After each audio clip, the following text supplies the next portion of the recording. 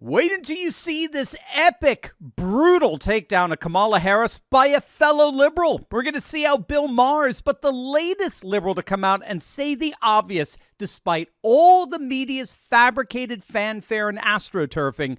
Kamala Harris is a political disaster. Hey gang, it's me, Dr. Steve, your Patriot Professor, here to help you stay sane in these insane times. So make sure to smack that bell and subscribe button. Also, do you remember Biden's brain freeze at that White House event several weeks back? I mean, he literally had to be physically escorted off stage by Obama.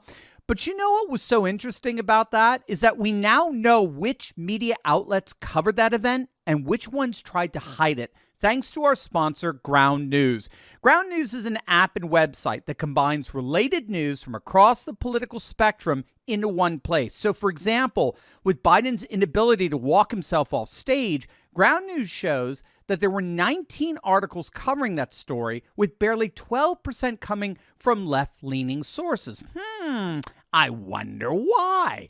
Because Ground News gives you access to every headline for every news story, you can train your own mind to start recognizing media bias based on the language the media outlets are using. You got to give them a try. Just click on that link below or go to ground.news/Steve, or you could even scan the QR code on the screen. And if you sign up through my link, you get 40% off the same Vantage plan that I have for unlimited access to all their features. Ground News is doing important work, and I certainly hope you'll check them out. Vice President will get all of Biden's campaign money, and on the Democrats' best issue, abortion, she's a walking reminder to women that Republicans are coming for the abortion pill. She won't just protect Plan B. She is Plan B. And as a former prosecutor, Kamala was putting criminals in jail back before liberals decided that was a bad thing. Now that CVS is locking the shaving cream behind plexiglass, Democrats are coming around to her again. Harris would be the first woman president, first black woman president, and first Asian president. But I don't vote for who will be the first. I vote for who will win. And for whatever reason, Harris has never been popular. You can count the number of delegates she won in the 2020 primaries on one hand, as long as that hand has no fingers.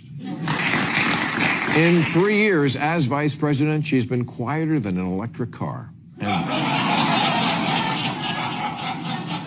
And like an electric car, your MAGA uncle can't explain why she fills him with homicidal rage.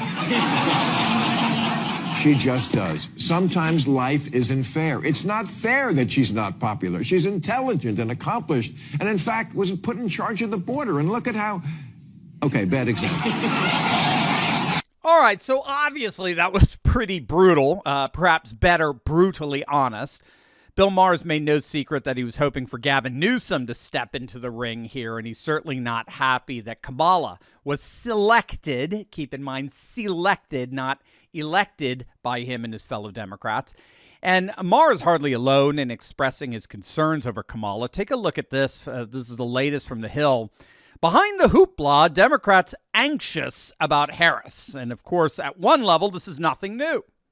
The Democrats and the legacy media have always been anxious about Kamala Harris, and they're anxious about Kamala Harris, obviously because she was not put on the ticket because of any accomplishment or because she was popular or because she would unify the party or anything like that. Why was she put on the ticket? She was put on the ticket because she ticked off the right boxes, the right identity politics boxes. She's a bona fide DEI hire that even Biden himself admitted. Take a look. To me, the values of diversity, equality, inclusion are literally, and that's not kidding, the core strengths of America. That's why I'm proud to have the most diverse administration in history. It taps into the full talents of our country. And starts at the top with the vice president. I mean, you heard the man. Well, as best as you could through his slurred sentences. DEI is the core of American values. Represents the core of American values. And no one represents that more than the vice president herself. So the Democrats have always been anxious about Kamala precisely because her call to fame, as it were, got nothing to do with being fame-worthy. She solely ticked the right boxes. That was it.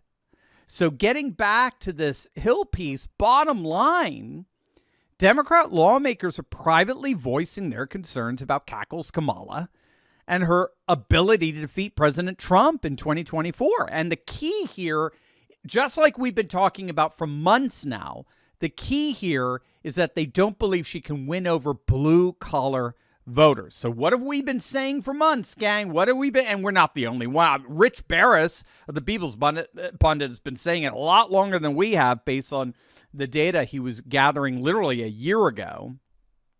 The Democrats are hemorrhaging white and non-white working class voters to Trump. And there's two fundamental problems with that hemorrhaging.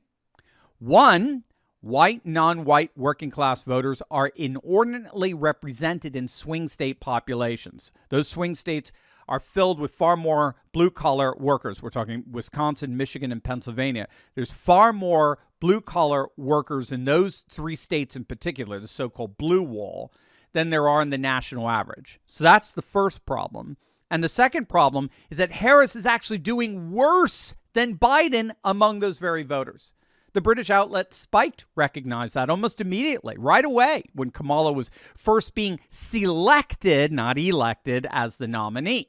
So Spiked noted that with Kamala at the helm, the Democrat Party officially became the party of California-style progressive wokeness, which the vast majority, we're talking the supermajority of working class voters, find utterly repugnant. And so with a total inability to connect with working class voters, Kamala is all but guaranteed to lose at least one blue wall state when she needs all three to win electorally. In fact, to add insult to injury, one of the talking points for Kamala originally was that she would do better in the Sun Belt states like Arizona and Georgia. But look at this. Trump is actually doing better in Arizona with Kamala on the ticket. Kamala at the head of the ticket, I should say. He's doing better than he was doing with Biden. Trump has actually gained a couple of points in Arizona ever since Kamala came to the fore last week. He's sitting on a near 7-point lead. And keep in mind, that's the polling average in Arizona. It's the same with Georgia. There's been no movement at all. Trump is up 5 in the Peach State. No movement since Kamala's been put on the ticket, even though she was supposed to do better in these Sunbelt states. So this is why there were reports, I kid you not, there are now reports that Biden, or better, Biden's people, deliberately chose Kamala precisely so that the Democrats would implode in November. Kamala is a way of getting Biden's revenge on party operatives that launched a successful coup against him. I mean, this is beyond delicious. I'm sure you've all heard by now that reports are out that Biden was basically blackmailed into giving up his re-election bid, and that Obama gave the green light to threaten Biden with invoking the 25th Amendment if he didn't drop out, right? You've heard that. So as far as these reports go, Biden was forced out. It was a coup, a duly elected candidate for the presidency who had millions of Democrat votes and delegates to easily win that candidacy. He was forced, he was coerced out of that race by a bunch of unelected operatives. And so there are now reports that Biden backed Kamala as, when all is said and done, his own FU to those very Democrat operatives. It was Biden's people who deliberately stuck the Democrat ticket with a guaranteed loser.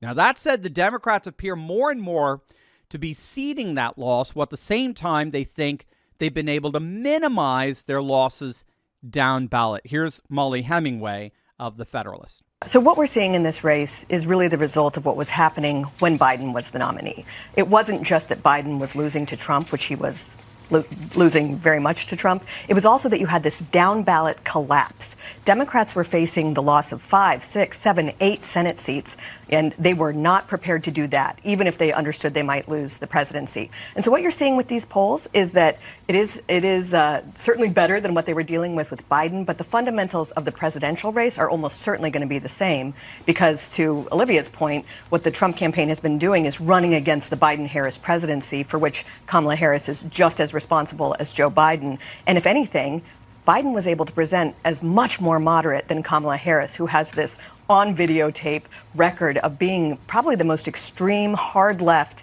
Democrat nominee in 75 years. But this whole change, this like replacement of the actual person who was chosen by Democrat voters in their primary with someone who's run for president twice now and has yet to receive a single delegate, that's not really about the presidential race so much as trying to save the Senate. So again, there you have it. As much as the legacy media may be actively trying to convince their dwindling audience otherwise, Kamala is widely recognized to be a political disaster, even by liberals like Bill Maher.